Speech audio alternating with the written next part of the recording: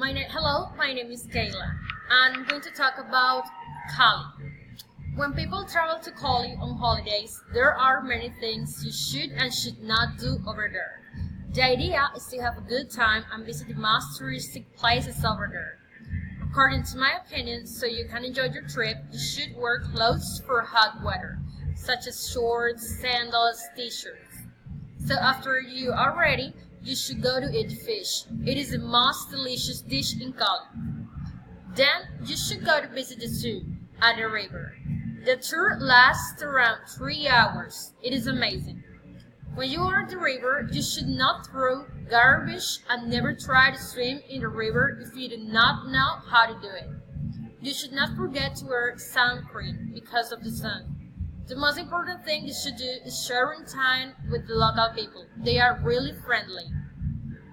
Thank